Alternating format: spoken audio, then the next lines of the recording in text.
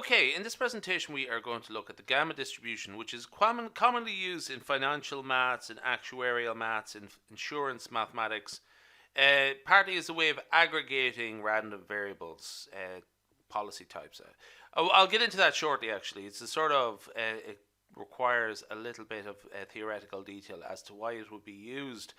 But I won't go into that too much here. So claim amounts at a certain type of policy are modeled as following a gamma distribution with parameters alpha equals 120 and lambda equals 1.2. Just as a quick remark, a lot of people might be familiar with that specified as alpha and beta. Okay, so I just have to sort of stick with it. Now, there's multiple ways of specifying distributions actually, so I'll just be very clear about what I'm doing here shortly.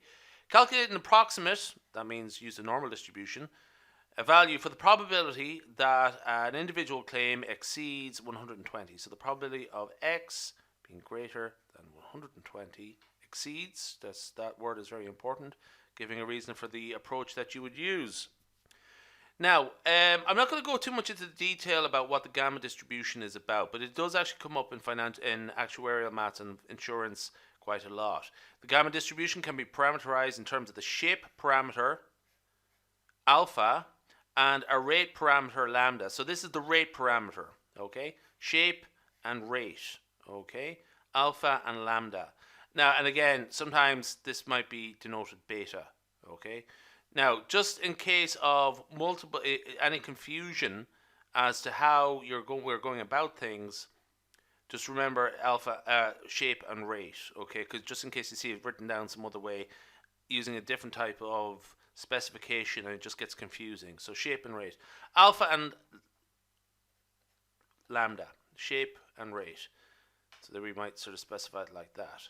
Now, just actually, the expected value is alpha over lambda, and the variance is alpha over lambda squared, okay? So that means, in this particular instance, that the mean is the expected value here is 100, which is 120 divided by 1.2, and the variance is 83.33, which is 120 divided by 1.2 squared. Now, so by the central limit theorem, since the gamma variable is the sum of 120 independent gamma variables, okay, that bit's very important there. Now, I sort of touched on it a little bit at the start, that it actually can be treated as the summation of multiple variables, okay? That's really actually clearly what I was getting at there. I should have been getting at that, okay? That's important there. Just actually touch upon that. What does it say here? Giving a reason for the approach you would use. So you are expected to sort of make some sort of statement along those lines there. That's really the gist of what I was getting at. Now, so what we're going to do here is we're going to specify this random variable x using the normal distribution, and we have the mean there, which is 100, okay, and the variance here, which is 83.33, okay, which can be written as 9.128 squared, okay. Now, a key thing here, gamma is a continuous distribution, okay. That means no correction factor necessary. Now, you might see those in a couple of other videos I do, okay, but not here, because you'd use them if you're starting with the underlying variable is Poisson or binomial or negative binomial or something like that. In this instance, we don't need to do it because it is continuous.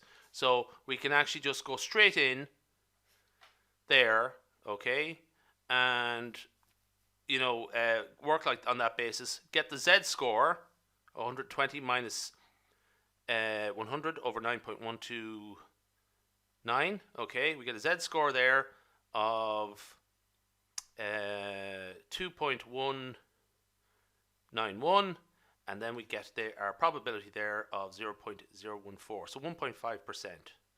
So that's it really. What are the key things there? Knowing the mean, knowing the variance, knowing how it's specified, shape and rate, or in case there's another way of doing it like shape and scale. So we're going for shape and rate here. And just actually justifying it, justifying our approximation there. That bit there, that bit's quite important there. Okay. So yeah, we'll leave it there. That's great.